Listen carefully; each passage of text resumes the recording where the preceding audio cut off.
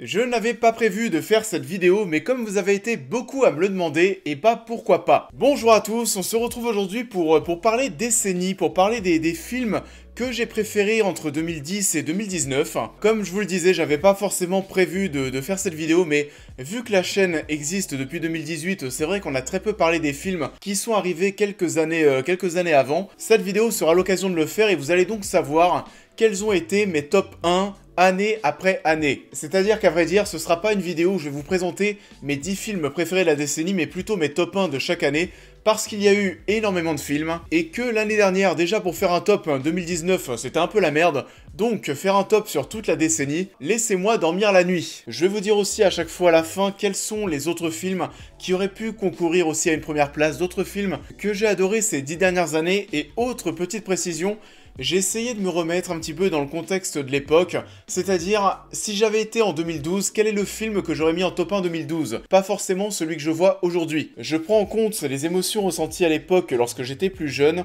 En voyant cette liste, je pense que ça arrivera qu'une seule fois. Ensuite, pour tout le reste, vous allez voir, il y a pas mal de films, où vous aussi, pour ne pas être original, je pense que ce sera votre top 1. On se lance. 2010, Inception. How do we get out? I'm hoping you have something more elegant in mind than shooting me in the head. A kick. What's a kick? That feeling of falling that snaps you out of the dream. This would be a kick. Là, en l'occurrence, c'est déjà le cas et je pense qu'en 2010, Inception sera votre film préféré pour beaucoup d'entre vous. C'est bien sûr une œuvre que j'adore pour son côté grand spectacle, pour la bande originale d'Hans Zimmer, mais aussi pour tout le mystère qui entoure le long métrage, pour tout le mystère aussi qui entoure son plan final et cette toupie, qui va-t-elle s'arrêter ou alors ne va-t-elle pas s'arrêter? C'est un film qui est déjà culte, qui est devenu culte très rapidement et notamment oui grâce à son final, qui a permis à plein de personnes de théoriser, d'avoir leur théorie sur le dénouement de l'œuvre. Ce qui fait qu'Inception, 10 ans plus tard, on en parle encore, la toupie, on la retrouve encore absolument partout sur les réseaux sociaux, y compris bien sûr et surtout Twitter. C'est un long métrage qui est porté par une belle brochette d'acteurs, et on pense aussi à ce plan dans l'avion à la fin, on va retrouver Cillian Murphy, Leonardo DiCaprio et Tom Hardy qui sont aujourd'hui 3 des plus gros monstres qu'on a dans le cinéma. Et Inception, au-delà de son côté blockbuster, grand spectacle, j'en ai parlé un petit peu au début, c'est aussi une bande originale d'Hans Zimmer que j'aime beaucoup. Elle sert vraiment le propos de l'œuvre et ses scènes. Je pense bien sûr aux musiques qu'on va avoir durant la scène de course-poursuite.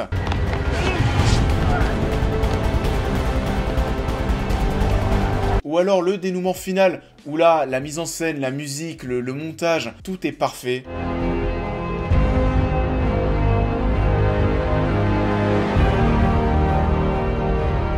Ça en fait donc mon œuvre préférée de 2010, et sinon à part ça, j'ai adoré Toy Story 3, Shutter Island et The Social Network. 2011, Warrior. You can do this. What do you say? I can do this. You got him! This is impossible! The two men fighting for the championship tonight are brothers! Let's go! Je voulais un petit peu teaser en début de vidéo, mais aujourd'hui, oui, bien sûr, c'est pas le film que je mettrai sur l'année 2011.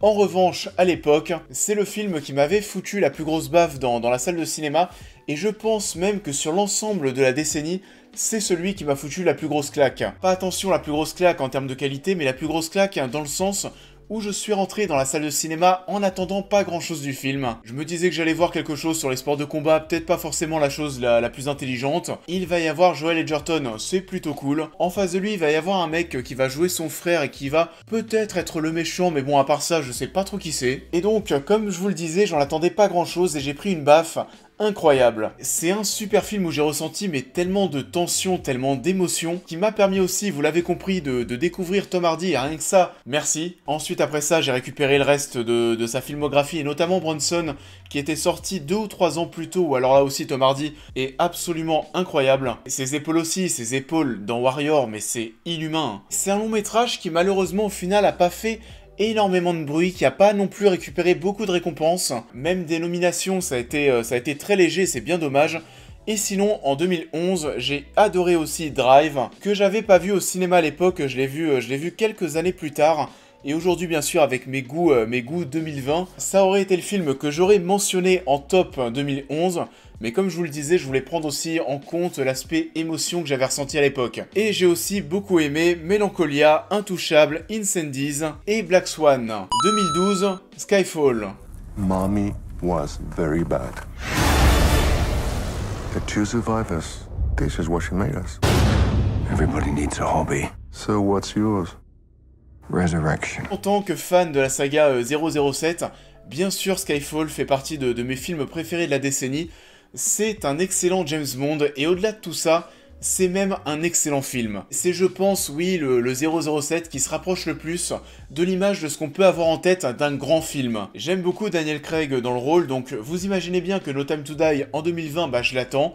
J'ai adoré Casino Royale, Quantum of Solace et Spectre, c'était pas trop ça. Et même si je vais certainement plus avoir tendance chez moi le dimanche à 16h à remater Casino Royale, je me rends quand même compte que Skyfall c'est un petit cran au-dessus. Sam Mendes a fait un travail sublime et bien sûr Roger Deakins, toute cette scène finale de nuit avec tout ce orange, c'est sublime. C'est un long métrage et un 007 qui va réussir à viser juste sur tout ce qu'il a envie de faire, jusqu'à même sa musique du générique Adele pour Skyfall, si ça c'était pas beau.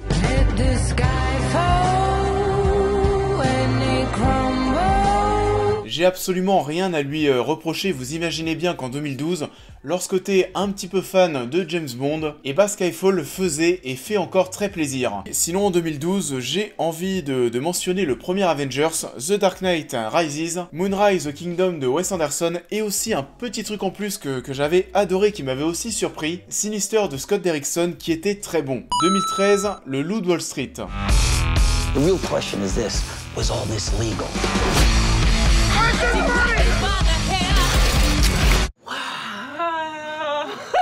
Absolutely not. Martin Scorsese aussi, sur cette décennie, c'était pas mal. Le Loup de Wall Street, comme tout le monde, c'est une œuvre qu'on a adorée, qui nous a énormément fait rire. C'est un long métrage qui a du peps, qui est ultra dynamique, qui est beau, et pas que pour Margot Robbie qui a été révélée avec cette œuvre. C'est un film qui transpire la coke, on va avoir énormément de scènes qui sont alors totalement déjantées, qui vont nous rester en tête.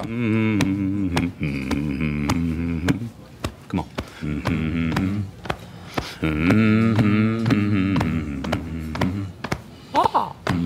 Ce moment aussi où Jonah Hill se branche sur Margot Robbie, enfin voilà, c'est déjanté. Et bien sûr, le duo Jonah Hill et Leonardo DiCaprio fonctionne parfaitement. Leonardo DiCaprio, s'il y avait bien un film où il aurait pu choper un Oscar, bah je pense que c'était plutôt celui-ci. C'est une œuvre hallucinante, une œuvre de tous les excès jusqu'à que ça en devienne, oui, assez effrayant. C'est très bien rythmé, très bien monté, très bien narré, c'est du Scorsese. Et donc, forcément, Le Loup de Wall Street est mon film préféré de 2013. Et sinon, à côté de lui, on pouvait retrouver Captain Phillips, qui lui aussi, j'ai une affection toute particulière parce que j'ai ressenti, mais alors, tellement de tension que ça m'a, mais alors, vraiment ému. On retrouve aussi Rush, Prisoners, Gravity, Happiness Therapy aussi, que j'adore, et Django de Tarantino. 2013, ça a été une très belle année. 2014, Interstellar. I love you. Forever.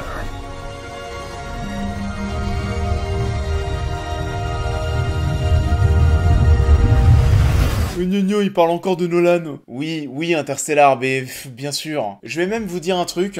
Vu que les films de Nolan sont très populaires, il y a souvent ce débat qui revient, où quasiment tout le monde peut y répondre. Quel est votre Nolan préféré? Je sais qu'en juin dernier, en juin 2009, on avait fait une soirée avec le CCU, où on avait posé cette question à pas mal de personnes qui étaient avec nous, à pas mal d'abonnés, et c'est vrai que la réponse qui revenait le plus souvent, eh bah c'était The Dark Knight, et c'était pas la mienne. Personnellement, j'aurais pu répondre The Dark Knight ou Inception, ou même aussi Le Prestige, parce que Le Prestige, j'adore. Mais je sais pas, Interstellar, c'est vraiment le film de Nolan, où j'ai l'impression c'est comme le bon vin, c'est son long métrage, je pense qu'il va le mieux vieillir avec le temps, qui va le plus marquer, que j'aime de plus en plus, et je prends de plus en plus de plaisir à le retrouver chaque année, parce que je le regarde au moins une fois par an. La bande originale d'Hans Zimmer, bah c'est pareil.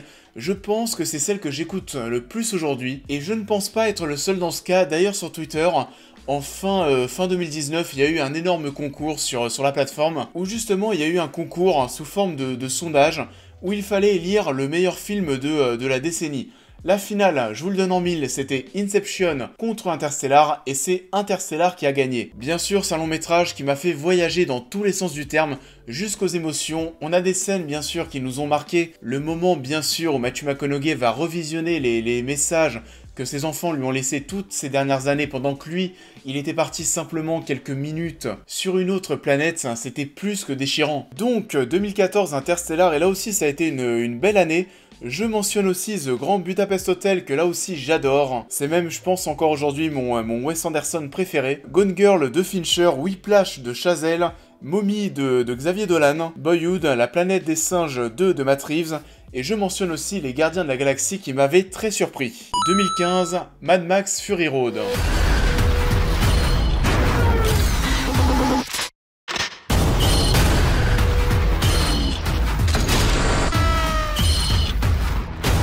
Là, j'aurais du mal à imaginer que ça vous surprenne. Mad Max Fury Road, au-delà d'être mon film de 2015, est aussi, je pense, mon film de la décennie. C'est celui qui m'a absolument le plus scotché à mon siège.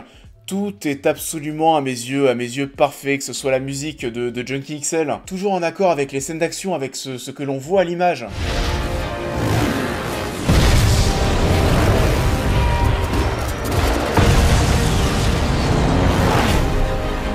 C'est une œuvre qui a un bon rythme, qui est bien montée, c'est 2 heures d'opéra-action, et je pense que j'avais jamais vu ça à l'époque, peut-être même oui encore aujourd'hui.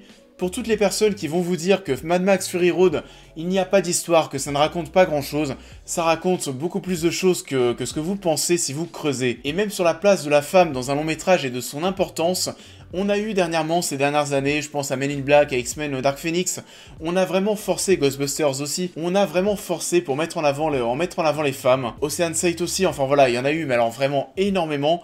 Et Mad Max Fury Road, c'est un des seuls à avoir réussi à mettre en avant la femme de manière pas trop forcée et donc de manière très intelligente. On pense bien sûr au personnage de Charlize Theron, Furiosa, qui va même voler la vedette à Tom Hardy qui est là pour jouer Max. C'est aussi l'une des rares licences qui a réussi à revenir des années 70, 80, 90, à revenir durant cette décennie pour nous proposer quelque chose de bien. Il y a eu énormément de choses qui sont revenues pour nous proposer des trucs pas forcément intéressants. Mad Max Fury Road et Miller ont réussi à réinventer le mythe Mad Max. Ça a été une véritable claque, ça a pris 6 Oscars, pas celui du meilleur film qui a été pris par Spotlight qu'on a déjà oublié aujourd'hui, et on attend tous bien sûr la suite qu'on nous tease depuis déjà pas mal d'années. Visiblement ça va arriver et on a très hâte. Sinon en 2015, j'ai envie de mentionner aussi Vice Versa, Ex Machina, et si Fury Road n'existait pas, mon film préféré de 2015 aurait été Birdman d'Inarritu. 2016, The Revenant.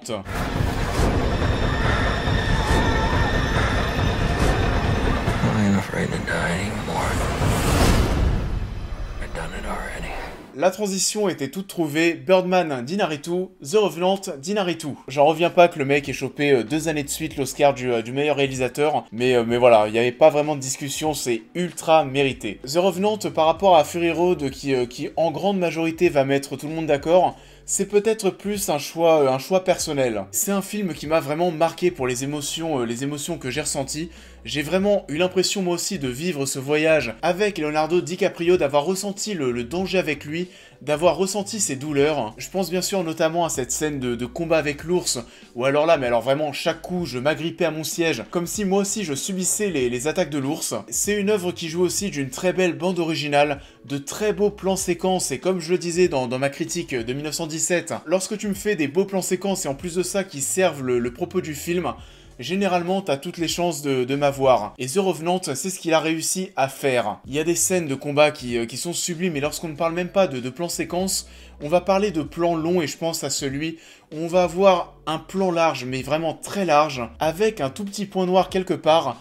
On ne sait pas ce que c'est, la caméra va se rapprocher, et on va voir petit à petit qu'il s'agit de DiCaprio, et ça te montre alors vraiment tout le vide qu'il y a autour de lui, la solitude du mec, et tout ça bien sûr va jouer sur l'empathie que va ressentir le spectateur envers le personnage de DiCaprio. On a envie qu'il s'en sorte. Il a réussi à choper son Oscar pour The Revenant, c'est pas non plus démérité, même si certainement il y avait d'autres films où il le méritait un petit peu plus. Tom Hardy, encore une fois, est absolument parfait. C'est une œuvre que j'aime énormément, qui m'a marqué, et j'ai adoré m'immerger pendant tout ce temps dans cet univers, dans cette bande originale, dans tout ce danger, dans ces plans séquences, dans ces plans longs. J'ai adoré The Revenant, et je suis content qu'il ait partagé ses Oscars avec Mad Max durant la cérémonie des Oscars 2016, parce que les deux films le méritent. Et bien sûr aussi la photographie de The Revenant. Sinon, à part ça, en 2016, j'ai envie de mentionner Captain Fantastic, Dernier train pour Busan, Tu ne tueras point, que j'ai adoré. Pour le coup, Tu ne tueras point, ça avait chopé des Oscars l'année suivante pour le meilleur montage et le meilleur mixage son. Et alors là, c'était plus que mérité parce que c'était vraiment impressionnant. Et je souhaite mentionner aussi Premier Contact. Donc 2016, The Revenant, et on parle encore de DiCaprio. Après Inception et Le Loup de Wall Street, ça a été une belle décennie pour lui, on va pas se mentir. 2017, Moonlight. At some point, you gotta decide for yourself who you gonna be. Can't let nobody make that decision for you. Non, pardon, on s'est trompé d'enveloppe. En fait, c'est pas Moonlight, c'est La La Land. 2017, La La Land. You gotta give it everything you got.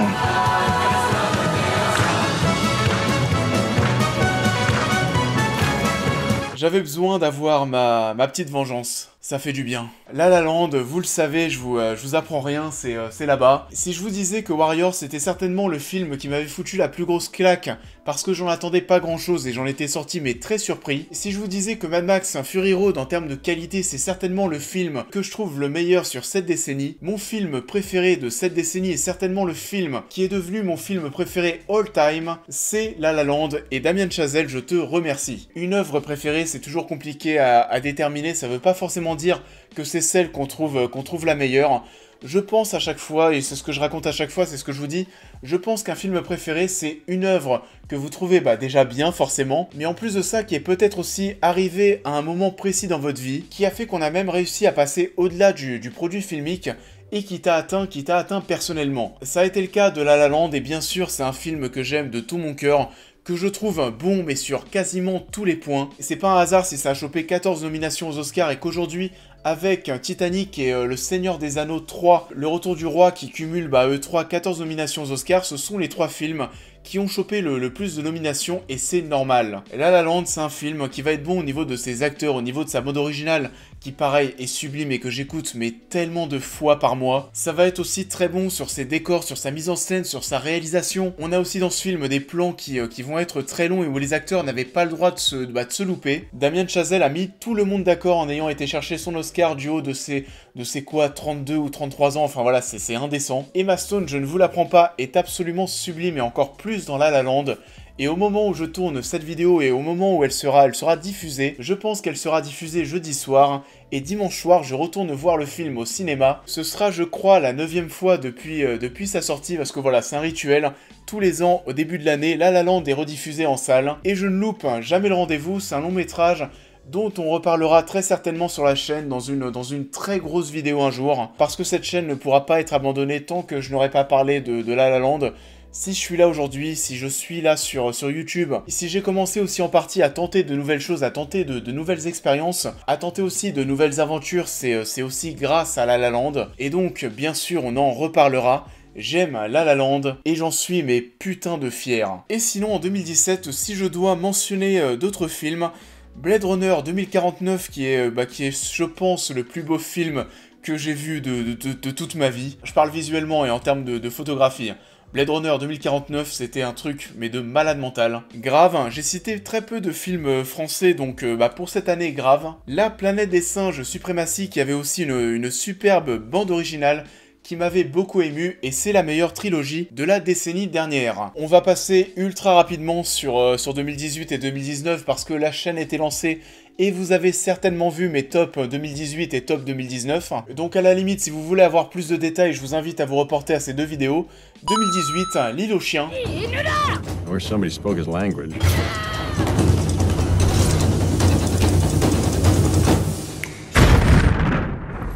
Wow. Et 2019, Parasite. 참으로 시의적절하다.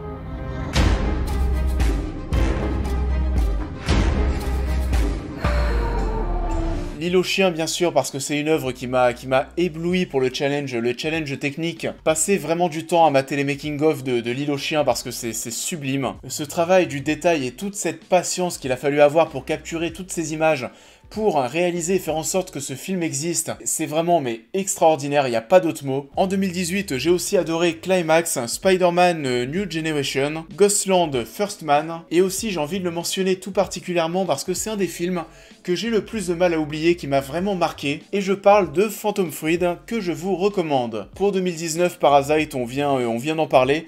Si je dois mentionner bien sûr un autre film, ce sera Joker. Mais voilà, hein, là où Parasite nous a vraiment étonné, c'est que c'est un film qui a réussi à mélanger, à mélanger plusieurs genres, à parler aussi d'énormément de choses et de sujets différents. Et au-delà de ça, c'est un film qui est, oui, bien sûr, très bien narré, très bien monté, qui est aussi très drôle et on s'attache à tous ces personnages, à cette famille. Et encore une fois, si vous n'avez pas vu Parasite, je vous pousse bien sûr à le voir parce que je pense vraiment que ça fait partie de ces longs métrages qui peuvent plaire à absolument tout le monde.